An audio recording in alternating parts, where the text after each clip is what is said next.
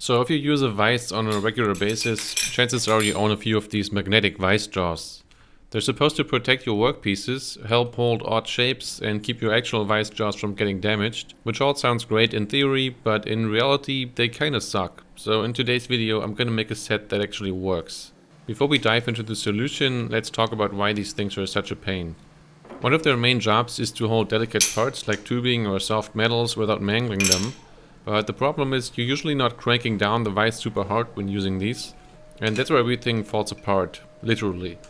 They do a decent job at holding the part, but unfortunately the jaws themselves often won't stay put, especially if there's any vertical force involved, so they tend to just lift out together with the part, which isn't just annoying but also a safety hazard if you're using power tools. And if that wasn't bad enough, let's talk about the magnets, because they're a joke. This set here has magnets so weak that the slightest bump sends them flying, and the sound they make when they hit the ground is way louder than it has any right to be. I also have this other set here with much bigger magnets, and you would think these would hold much better, but they're somehow just as weak, and to make matters worse, they're only held in with some cheap glue, so after a few drops they just popped out of this one completely, which means it's now useless. Now I could just buy a more expensive set which might have better magnets, but all the ones I've seen also share the same fundamental design flaw. They're only secured in one direction with nothing keeping them from lifting, so I decided I'm done with these and I'm making my own. I've got this nice bar of 7075 aluminum for this, which is one of the toughest aluminum alloys out there. It's soft enough to avoid damaging parts, but strong enough to last. And as you can see, this is way more than I need for one set of jaws, and that's because I'm planning to make another very special set in another video, but for now let's focus on the standard ones.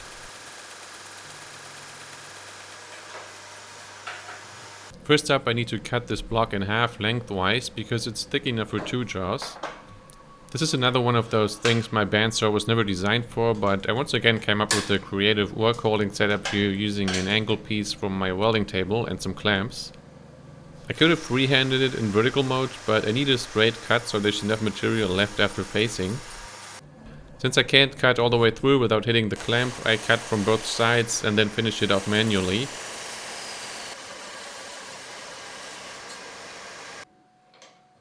And even though it looks rough, it's actually pretty straight, so now it's time to face the rough side on the mill.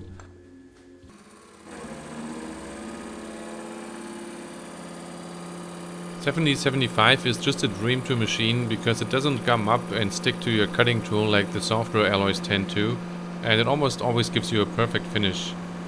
It also has an incredible strength to weight ratio, and the only reason I'm not using it for everything is that first it's expensive and second you can't weld it.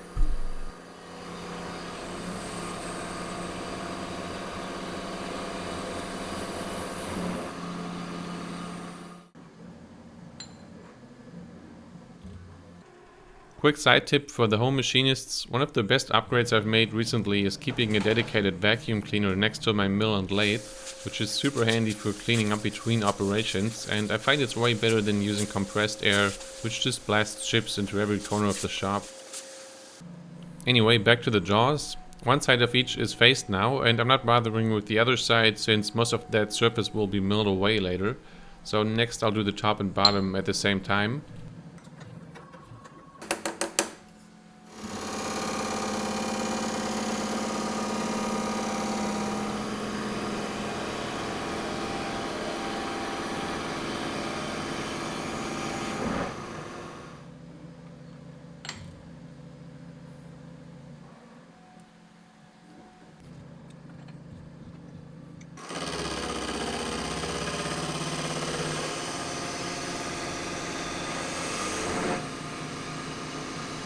Now it's time to add some features. So first up, I'm adding a little step on top for holding thin flat parts, but spoiler alert, this one doesn't actually work, but we're gonna fix that later.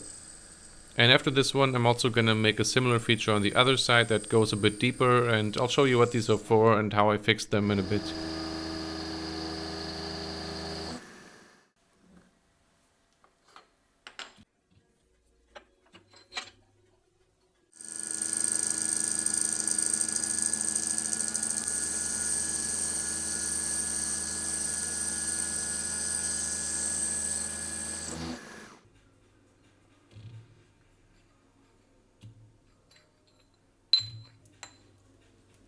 Next I'm cutting some V-grooves on the front side, and while there's a few ways to do this, like angling the workpiece, I'm going with the laziest solution here by using a spotting drill as a form cutter, which isn't technically designed for this, but in aluminum you can usually get away with this kind of stuff. And if you're wondering what these are for, they can help you get a better grip on all kinds of stuff, but they're mostly useful for round parts like screws and rods.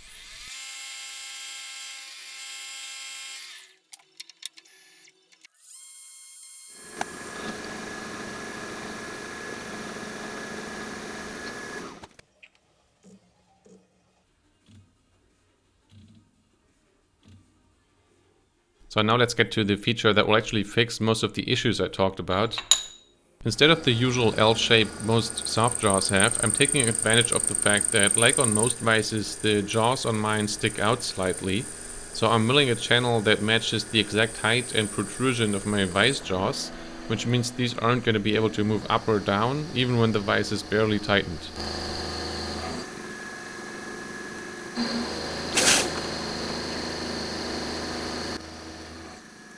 For most of the edges that I can easily reach like this, I also use the same spotting drill you just saw as a chamfering tool, which also works quite well. So here's what we got so far. The main features are now finished, so we can do a fit test on the vise, and it looks like they fit nicely. So all that's missing now is some pockets for the magnets to prevent this from happening in the future. Before I start with that, I'm just gonna finish the ends real quick, because those still haven't been faced at this point.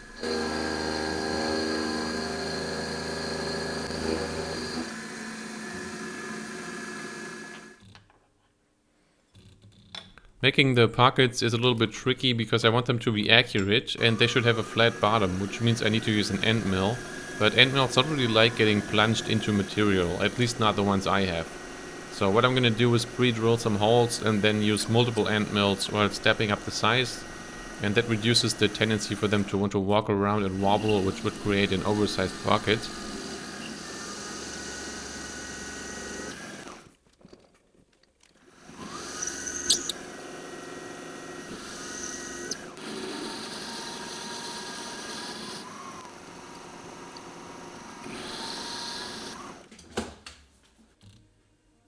The magnets I'm using measure about 16.1 to 16.2 millimeters.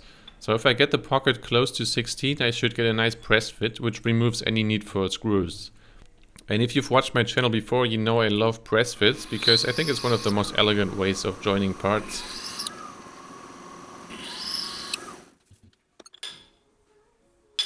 To make extra sure that these never come out, I'm also using some high-strength Loctite in addition, and then to install them I can simply press them in using the vise.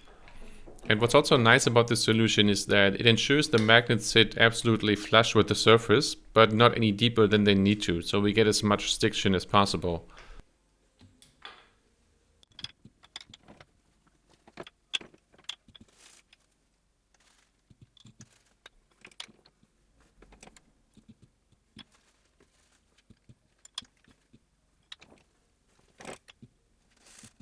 Now that they're all installed, we can give them a try, and just as expected, these are holding at least 10 times better than the ones I showed you in the beginning.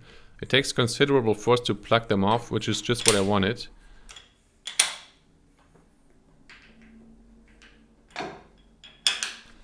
Now about that step I milled up on top, it turns out it's useless. As we can see on the cheap jaws here, the step extends slightly below the top of the actual vise jaw, and there's a reason for that. Because if it doesn't, the jaws just want to tilt, so my shallow step has no chance of working, and even the deeper step on the other side needs to be lower to work. I feel a little dumb for having overlooked something this obvious, but luckily this is one of those rare problems that can actually be fixed by removing material instead of adding it. So I'm just milling off the useless step and lowering the deeper one.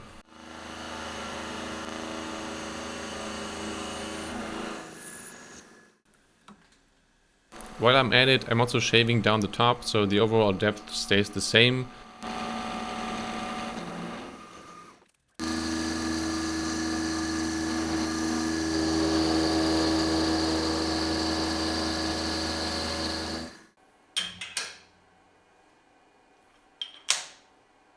and now the step sits slightly below the vice jaw, and that makes it actually work like it's supposed to. So here's why that's useful. Let's say you want to file a chamfer onto this block. If you clamp it normally, you barely have space to work and will probably hit the vise with the file. But if you clamp it using the step, you get tons of clearance, which is even more useful for thin parts where you need full access to the top, like when you want to grind the surface of a plate. All that's left to do now is to add some finishing touches, so I chamfered the remaining edges I could easily reach on the mill and then hand filed everything else.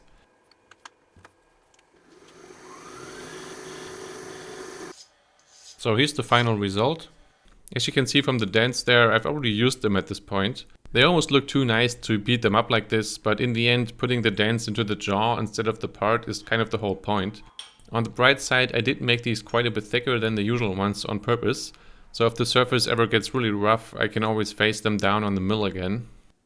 After using them for a bit, I can confidently say they work way better than anything I've tried before. But unfortunately, the design only works if the channel in the back matches your vise, which is probably why you can't buy them like this. But if you have a mill, I would highly recommend making a set. Last but not least, as I mentioned, there will be another video soon on another very special set of jaws that's gonna be a lot more interesting and challenging to make. So make sure to subscribe if you don't want to miss that.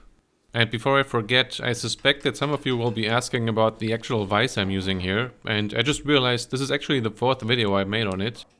There's a video on my channel that features a full restoration of this vise, as well as videos about that weird handle and also the base that I made to attach it to my welding table. So if you want to see any of those, I'm gonna link them in the description. And by the way, I still have no idea who made this vise or what the model is. All I know is it's at least 60 years old, so if any of you recognize it, feel free to drop a comment. As always, thanks for watching and see you next time.